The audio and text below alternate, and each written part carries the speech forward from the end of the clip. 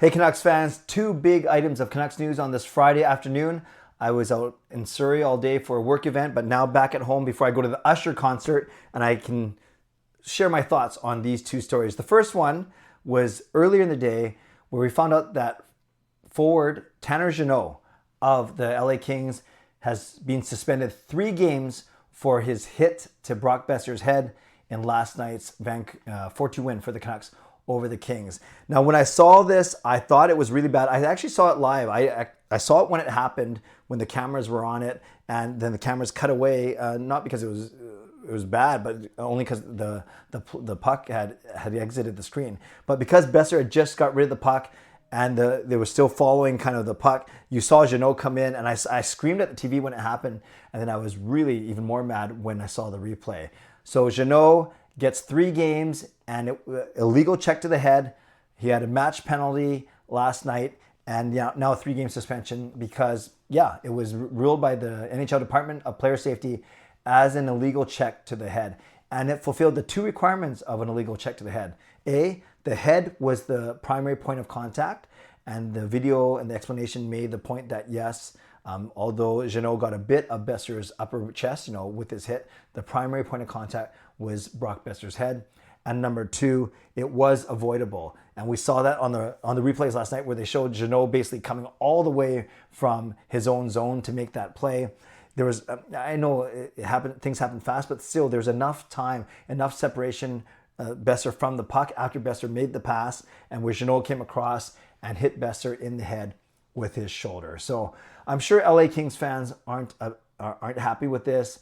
In fact, I saw someone try to argue that it was a clean hit. It wasn't a clean hit, and I'd be saying the same thing if it was the other way around. Now, is 3 games enough? I think if you're trying to, and we haven't heard about the full extent of Brock Boeser's injuries yet, if you're trying to get hits to the head out of the game, if you're trying to be careful about concussions, then I don't think this is enough.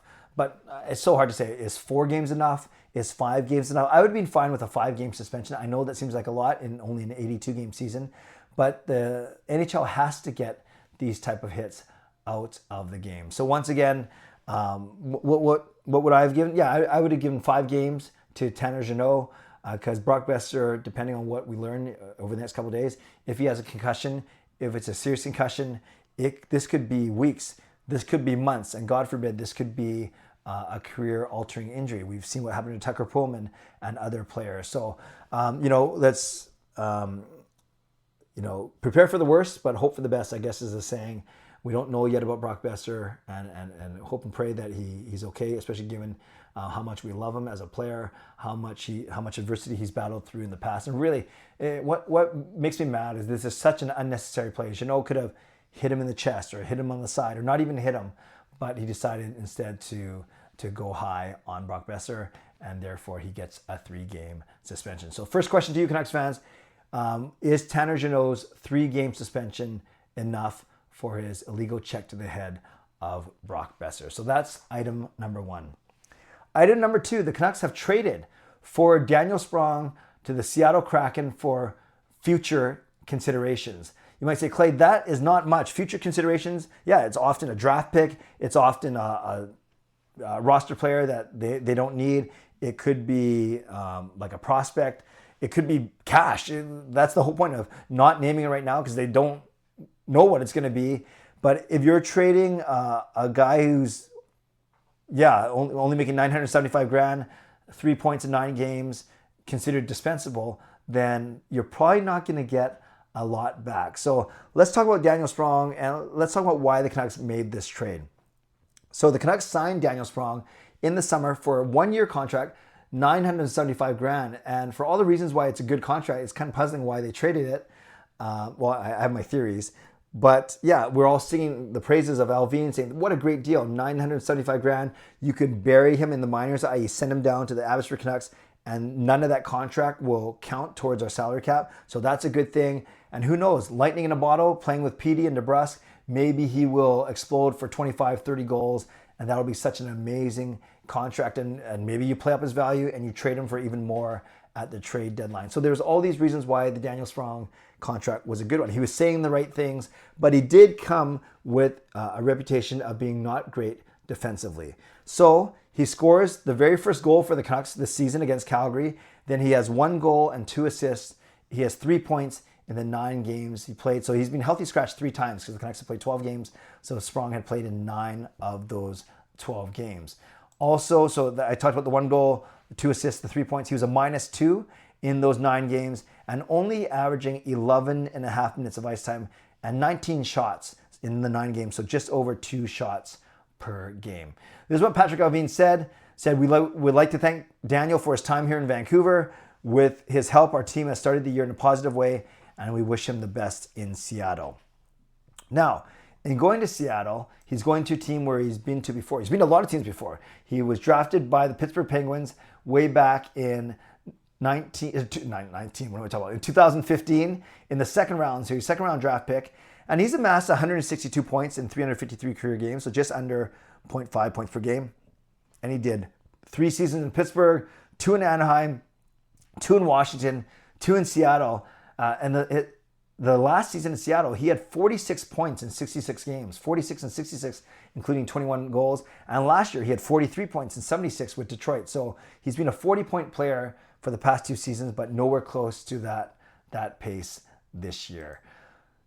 The Canucks brought him in, I thought, to jumpstart their offense. And maybe he started the season with Elias Pettersson and Jake DeBrusk, but that experiment only lasted 2 games. And maybe all 3 guys had a slow start to the season. Actually, Daniel Sprong had the best start of those 3 guys. Petey, we know, has started off slow. DeBrusk has only caught on recently. So all 3 guys, maybe there wasn't chemistry. Maybe there wasn't a lot of production, because then Daniel Sprong was quickly scratched for a few games, and he's been in the lineup for the last 5 or 6 games for the Canucks. But it's become painfully obvious that Rick Tocchet simply doesn't trust him on defense. We see that in the deployment. We see that in the way Rick Tocchet talks about Daniel Sprong to the media. And I was starting to say earlier in the video that we knew that he came with his defensive limitations, but he was saying the right things, that he was going to work on it, that he just needs a chance. But no matter how well or not well he played, Rick Tocchet always seemed to have a qualifier with Daniel Sprong. Yeah, that was a good goal, but yeah, he's been working hard on offense, but, and the but always had to do with his lack of his defensive play. So it's strange, because he was such a good contract that could be buried, really cheap, and the fact that you could have just tried to get him through waivers and let him work on his game in Abbotsford. Those are all the reasons why I was a little bit surprised that they traded him. But I think when you look at the reasons why they did indeed trade him, i.e. the biggest one is I think Tocchet has run out of patience with him. He just doesn't see Daniel Sprong fitting into a team that he runs. I also, Dakota Joshua is coming back, so there's 1 extra forward that's coming back, so it's going to muddle it a little bit. But you still need 1 or 2 extra forwards on your roster. And with Brock Boeser being out, you think Daniel Sprong is a right shot guy. That's kind of the guy you need to replace Brock Boeser if Brock Boeser is going to be out for any period of time. So that's a bit confusing why they made this trade. But to me, I think the signal is that they're going to bring up a guy like Baines, like Max Sasson, or the one that fits actually perfectly in a Brock Boeser spot is Jonathan Lekkerimäki, the right shot winger that has been tearing it up in Abbotsford already. So if you're looking to, I guess it's 2 things now. You got to replace Boeser and Sprong. If you're looking to replace Boeser, Lekkerimäki could be that guy.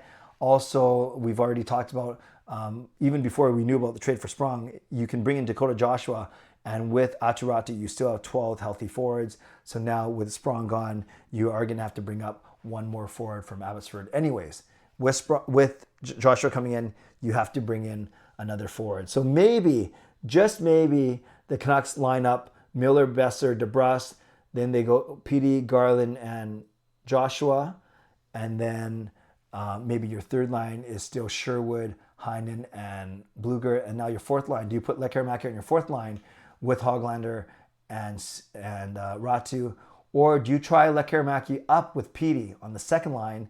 I can't believe I just did that whole thing and I said Brock Boeser. No, you bring Lekkerimäki up to the top line. So you go Lekkerimäki, Miller, and DeBrusk. You go Petey with maybe Garland and Joshua or Suter.